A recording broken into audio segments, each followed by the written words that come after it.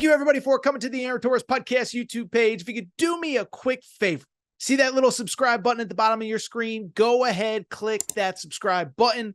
Really does help our channel grow, our audience grow, and I really do appreciate it more than you know. So click that subscribe button. Appreciate your support. Now, here's the video that you came here for. Football, but we're not really talking football as much as we're going to talk the bigger picture of college sports. And I want to go ahead and do a big picture update on a conversation that we had late last week. Okay. So if you listen to the show, you know that we talked realignment last week, and specifically Florida State and Clemson and their unhappiness in the ACC. Now, if you listen to the show, it was kind of during Big 12 media days.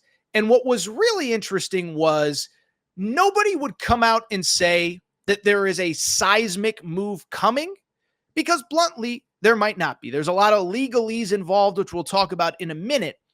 But the undertones seem to reflect that there might be some sort of move coming here in the coming, probably not days, but weeks or months, and certainly years. As I said, Brett Yormark, last year at Big 12 Media Days in 2023, he famously said, "We are open for business." About a month later, the Pac-12 falls apart. 4 of those teams go to the Big 12. Also, saw my buddy Josh Pate, 24/7 Sports, say he has heard something is going to happen with Florida State in the coming weeks and to keep an eye out for it. And so I bring it up because it just feels like there's something in the air that's going on right now, and it doesn't feel like specifically Florida State and Clemson are happy. Well, why do I bring it up? It was because on Sunday night, my buddy Jason Shear, who covers Arizona for 24/7 Sports, put out a bombshell of a tweet that I want to talk about now. Producer Matt, do we have the tweet available from Jason Shear? Jason Shear covers Arizona for 24/7 Sports, said, according to sources, there is an internal belief in the Big 12 that Florida State and Clemson are likely to join the conference within the next year or so.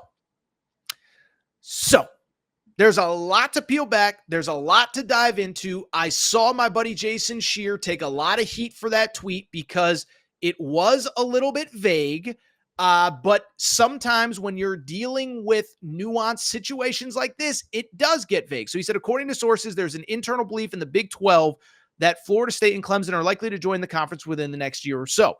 So again, I know we live in this world where everything needs to be concrete, where everything needs a definitive answer. But what I will tell you, if you are not familiar with Jason, what you need to know is this. Been on the Arizona beat for a very long time. I think he's one of the best beat writers in America, and not because he's my buddy, but because he covers the crap out of that beat. He knows everybody, not only at Arizona, but at other schools, in the various league offices. And so when he says something, it carries weight. I'll take it a step further. Last year, during all the realignment stuff with the Pac-12 and the Big 12, he was the one that was breaking every single story. Wasn't one of these national guys at The Athletic, all the big J's at The Athletic, all the big J's at On3. Jason Shear was a step ahead of everybody on these topics. So if he says that he believes it's going to happen at some point, then I think it is going to happen. Now, there is a couple nuances to that. Obviously, the big one is there are reasons that it can't happen right away. There are many reasons, as a matter of fact. The first one, Florida State and Clemson are legally tied to the ACC for the very foreseeable future. We've talked about it a million times. I'm not going to go deep into the details because we've discussed it. But remember, ACC has a TV contract that runs through 2036. So we are talking about a situation where the ACC teams are tied together for another 12 years. What's important beyond that is it's not just a 12-year commitment. There is what's called a grant of rights, which means that the ACC, the Atlantic Coast Conference, has exclusive rights to broadcast all of those schools' home games. And if you break it, We are talking about hundreds of millions of dollars that these individual schools would owe to the ACC. So Florida State and Clemson can leave if they want, but to get their broadcast rights broadcasted anywhere else, it's like $200+ million that they would owe to the ACC. And so there's no easy answers. That's why they are suing the ACC. But at the same time, what I have learned doing this as long as I have, and I've been in this game for a long time, okay? What I have learned is that ultimately, when a school wants, first of all, if you hear something for long enough, generally it's going to happen. You can go across sports, right? We heard for a year before Kevin Durant went to the Golden State Warriors, oh, KD might actually go to the Warriors. And you're like, no, he won't. What are we talking about? He's not going to go to the Warriors. And then he went to the Warriors.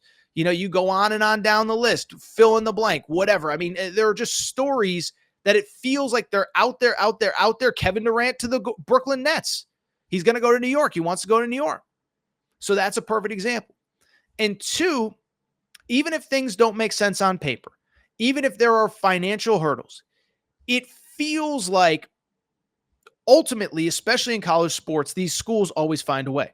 Remember, Texas and Oklahoma were not supposed to leave for the SEC until next year. And they fought and they fought and they fought. And they pushed back and they negotiated. And then they eventually got to a place with the Big 12 where the Big 12 said, hey, we're going to 16 next year anyway. You guys can get out for this price. So while it's going to take some time, it just feels like there's too many things going on for this not to be something. Now, again, as Jason said in his tweet, he's great at what he does. It's complicated. It's not going to happen tomorrow. There's no bombshell tweet that's going to, rock SEC media days like Texas and Oklahoma a few years ago. That's not what's going to happen. But at the same time, it feels like it's going to happen. And when I see that, two very interesting things come to mind. First off, for months now, another thing that we've been hearing, what have we been hearing? And this is a little bit nerdy, but it is important in the context of college football or in college sports in general. We've heard that private equity money might be coming to college sports. In other words, one of these venture capital firms, and I'm no VC expert. I don't live in the Bay Area. I don't, raise Series 2, whatever, but that private equity might be coming to college sports. Now, why that's interesting is because the belief, in my opinion, and not only in my opinion, but everybody that I talk to, has always been that basically if there was money that came into college sports, it was going to go to the Big 12, but it was going to go to the schools in the Big 12 to basically get them on an even playing field and even footing with the SEC and the Big 10. The SEC and the Big 10 are making tens of millions of dollars more annually, year over year over year, than the ACC and the Big 12. And so the thought was if the SEC and the Big 10 are at like $70 million each, the Big 12 is at like $40 million per school. The thought was you take the private equity money, you give it to your schools. Now they got an extra $30 million. So any facility that an SEC school does, any coaching hire that an SEC school wants to make, you can match it, you can exceed it, you're on an equal playing field. The flip side to that is if we know or if we think private equity is coming, is that private equity just going to go to Clemson and Florida State to basically give them a bailout to get out of the ACC? Again, we're talking about tens of millions, hundreds of millions of dollars in money to get out of that ACC contract. But then from there, this is where it gets complicated. You give all that money to Florida State and Clemson.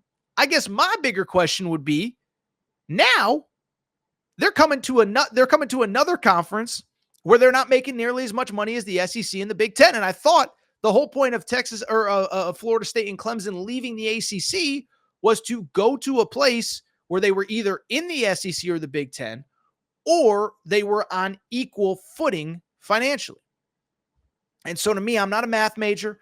We don't know the numbers in terms of private equity, but what stands out to me is it feels obvious that if Florida State and Clemson are going to go, that they would need a significant bump in terms of, a financial incentive to do so. And so then you're talking about if you're going to give them that much to get out of the deal and then get them back, get them on equal footing as the SEC and the Big 10. And I'm sorry for getting super nerdy, but these are important details. I mean, you could be talking about $500 million that you need to take out in private equity money. Can you ever make that back? So that's interesting. Part number one. Part number two, by the way, is, I keep hearing, well, because I've heard this from Big 12 fans. Well, Florida State and Clemson, they just want to come to the Big 12 because it's more stable than the ACC. It's like, well, it's more stable than the ACC because the ACC is unstable because Florida State and Clemson won out. Like if Florida State and Clemson committed through 2036, it'd be just as stable as the Big 12. So I find that interesting. But what I also finally find interesting, and then I do want to switch gears, talk a little bit about, a monster recruiting weekend at Alabama. What I also do find interesting is the idea that if they can somehow wrangle out of this contract, does it bring the other conferences, the SEC and the Big Ten, in play? Now, I know Greg Sankey, day one of SEC Media Days, said we are solely focused on the schools that we have right now, the 16 schools. We're not looking to expand. We're not looking to add. We're not looking at this. We're not looking at that. But at the same time, if you can get Florida State and Clemson, you add two more monster brands, and you basically kill off the ACC. I don't know how you don't at least consider it. And I know what people would say, well, the college football play. It's like, look, we're getting to a place where all of the power in college football. Now, I can't speak to where college basketball is going to be, where college softball is going to be, where college baseball is going to be. But we're getting to a point where all the power is going to be in the SEC, in the ACC anyway, unless somehow Florida State and Clemson go to the Big 12, then it's a different conversation. So for me, it doesn't really matter in the SEC if we're talking about adding two more really good teams. Well, they just added two more really good teams. And what cracks me up is this idea of like, well, I mean, it's like, this is why they shouldn't have added Texas and Oklahoma, in my opinion. How much money, you get so much money, but at what cost? What's going to happen to all those schools in that second tier of the SEC that are now bumped back because of Texas and Oklahoma, that now have two more tough schools to get over because of Texas and Oklahoma? Now you have Clemson and Florida State. Big Ten's a little bit of a different deal. Big Ten, is clearly a national brand. Big Ten very clearly from coast to coast, Rutgers to Seattle, LA to whatever, West Lafayette, Indiana. The one part they don't really have a foothold is the southeast part of the country. Obviously, you'd be going into the southeast part of the country. And I think right now you'd be arguably taking the best brand, at least the most successful one right now in Florida, but then also the most successful one in South Carolina by a mile. So it's interesting. The counter to that would be those schools aren't very good academically. Remember, there's this thing called the AAU. It's kind of a group of big-time college football or college academic, kind of whatever you want to call it. And basically, the Big Ten has historically only added teams that were involved in the AAU. UCLA, USC, Washington, all really good academic schools. But I just bring it up because this is fascinating. And Shear is on top of his stuff. And if he says he thinks it's happening, I trust him. But there still is a lot of just nuance that's involved. Where does the money come from? How does it get dispersed? How does Clemson and Florida State get out of the TV contract? And then if they do, is there a more appealing option than the SEC or the Big Ten? So it's fascinating. Again, I'm not sitting here and saying that something's going to happen today or tomorrow or the next day or in a week or a month or a year. But those schools are very clearly unhappy, and I am just fascinated to see where this goes from here.